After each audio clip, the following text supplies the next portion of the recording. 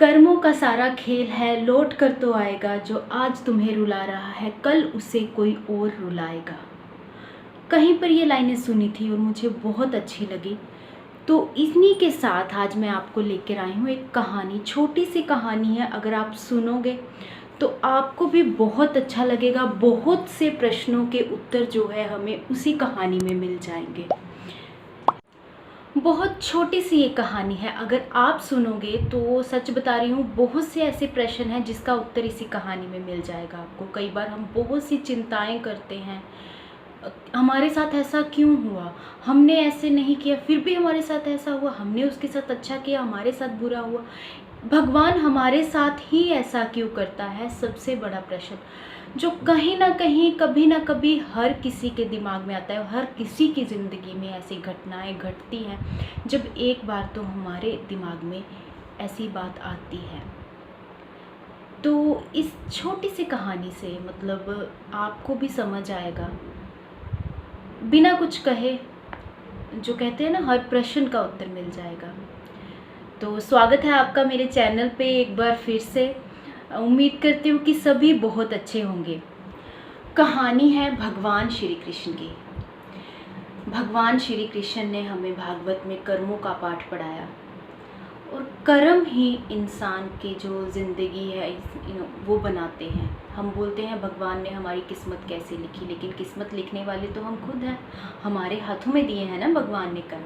तो देर ना करते हुए ये कहानी शुरू करते हैं। ये कहानी है प्रभु श्री कृष्ण की। जी हाँ, प्रभु श्री कृष्ण की, जिन्होंने कर्मों का पाठ हमें पढ़ाया भागवत में, गीता में। कर्म क्या है वो सिखलाए, हमारी किस्मत हमारे हाथ में है वो बतलाया। भगवान हमारी किस्मत नहीं लिखते, हम खुद लिखते हैं। वो तो सिर्फ हमें फल देते हैं। जो हम कर्म करते हैं वो तो हमारे हाथ में है, उसी से हमारी ज़िंदगी लिखी जाती है, हमारी किस्मत बनती है। भगवान श्री कृष्ण ने कंस को मारा और भगवान श्री कृष्ण उसके बाद वसुदेव जी और देवकी, माता देवकी को कारागार से छुड़वाने गए। 14 साल के बाद जब वो अपने माता पिता से मिले तो कैसी हालत थी उनकी माता पिता की, क्या खुशी थी, क्या दुख थे, आप भी जान सकते हो अपने बेटे को देखकर कैसा लगा उन्हें। तो प्रभु श्री कृष्ण ने 14 साल के बाद जब उनको कारागार से छुड़ाया तो उन्होंने प्रभु श्री कृष्ण जी से एक प्रश्न पूछा। वसुदेव जी ने और माता देवकी ने प्रभु श्री कृष्ण जी से पूछा, आप तो भगवान हैं, आप सब जानते हैं, सब कर सकते हैं, तो इसके लिए 14 साल क्यों लगा दिए।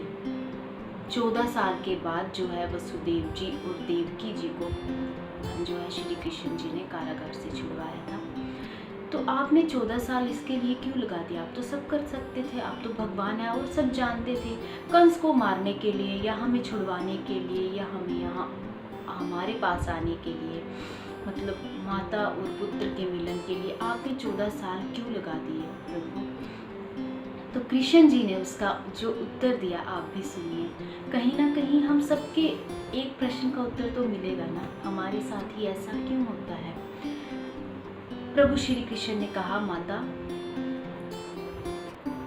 पिछले जन्म में आपने 14 साल तक मुझे मेरी माता से दूर किया था, 14 साल तक मुझे वनवास में भेजा था, तो इस जन्म में 14 साल तक आपको अपने पुत्र से दूर रहना पड़ा, 14 साल तक आपको कारागार काटना पड़ा। तो देवकी माता ने कहा, वो कैसे। तो प्रभु श्री कृष्ण ने बताया, पिछले जन्म में आप जो थे वो कैकई थे और पिता श्री दशरथ थे और आपने मुझे 14 साल के वनवास की सजा सुनाई थी।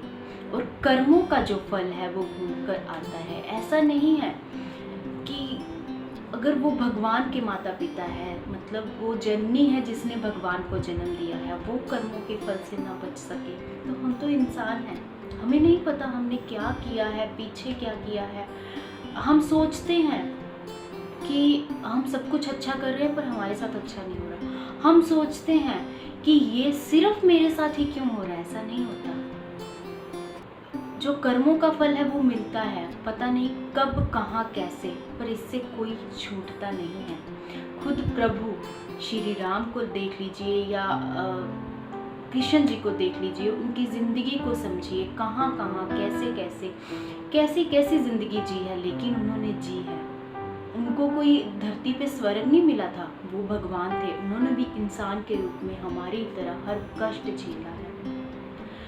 तो ऐसा कुछ नहीं होता कि ये हमारे साथ ही ऐसा क्यों हो रहा है। तो देवकी जी ने कहा, अगर मैं कैकेयी हूँ तो फिर कौशल्या कौन है? तो कृष्ण भगवान ने कहा, कौशल्या माता यशोदा है। पिछले जन्म में 14 साल तक यशोदा माता से आपने मुझे दूर रखा, वो 14 साल इस जन्म में मैं माता यशोदा को देकर आया हूँ। वही कौशल्या है जिनको वो 14 साल मिल गए, जो बचपन, बाल रूप, जो खुशी माता यशोदा को मिली उनके बाल रूप की। और उन 14 सालों के बाद वो अपनी देवकी माता के पास आए जो कैकेयी थी। तो कर्मों का फल तो हर किसी को मिलता है।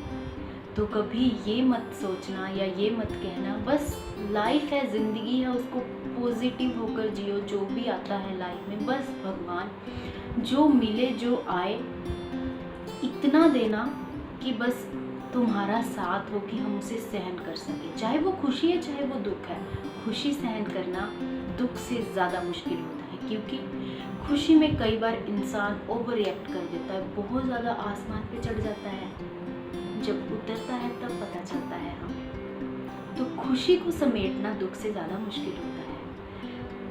तो अगर आपको ये अच्छा लगा हो तो शेयर ज़रूर कीजिएगा, चैनल पे नए आए तो चैनल को सब्सक्राइब कर दीजिएगा, लाइक करना ना भूलिएगा वीडियो को। तो बने रहिए इसी तरह से, छोटी मोटी कुछ ना कुछ हम बातें करते रहेंगे और ऐसे ही वीडियो लेके आते रहेंगे।